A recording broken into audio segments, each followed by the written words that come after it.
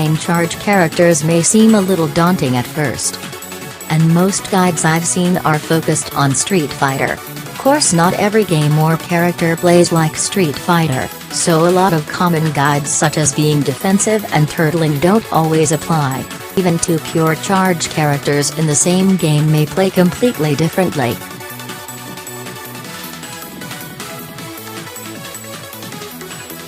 From my experience, you charge when you are planning to do a move, such as Ignis here for example, when I know that Tuka has good projectiles but her charge move has projectile invul, while some other moves might be good for pressure extensions or OP.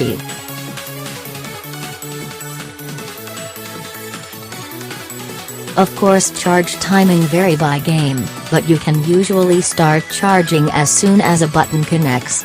And have time to combo into a special.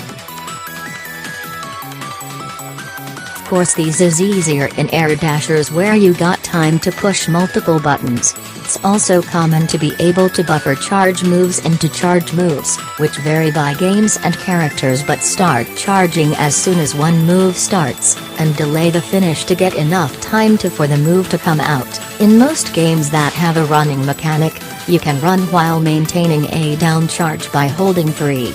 I tested this in every game I know of with running and a 28 charge character. Please note that practicality may vary because of various factors.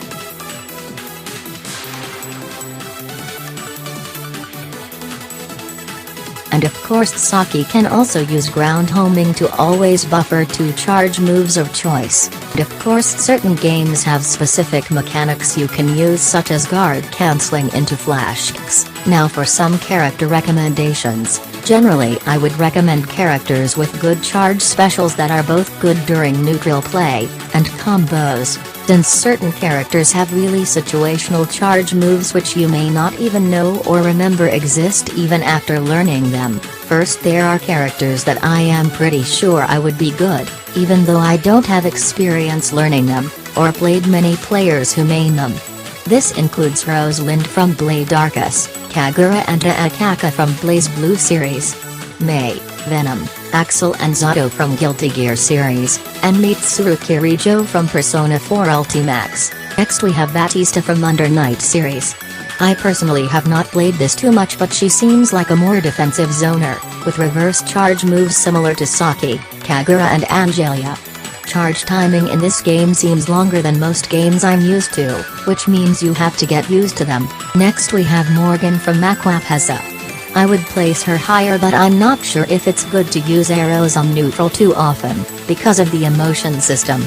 And half-circle arrows are also pretty good. Next we got Erika from Ogan Musukyoku Ramenko Golden Fantasia. Basically she has a good move you can abuse sometimes in pressure extensions.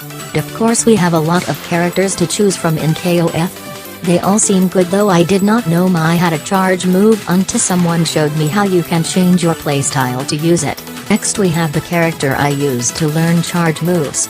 Ignis from Nitroplus Blasters. Her move is really good for combos, and baiting projectiles, and you can link into almost anything with assist cancelling. I would choose her over Anna for learning charge moves, because it is a lot easier to combo into her move. Next we have Angelia from Arcane Heart. This game has a lot of characters with charge moves with varying effectiveness. And now my number 1 pick for beginners, which may be a deceptive one, because having 6-4 and 8-2 charge moves may not seem beginner friendly at first. Yes, it's Saki if you haven't figured it out. Having forward down and up down charge moves may seem difficult at first but hear me out here, since this is why I think she's the best beginner character to learn charge moves. For one, a lot of her really basic combos do not necessarily require using her charge specials, since homing and extend force cancel combos are pretty good, but at the same time her charge moves are really good. And you will always have 2 or 3 moves being buffered during any hit confirm. She even has a different up-down charge move depending if you release it on the ground or air. Add to this uniqueness, she even can buffer her ground 8-2 special with normals, and not jump, which allows for quick overhead resets. Of course these were all just my opinions, so see you guys later. さよなら。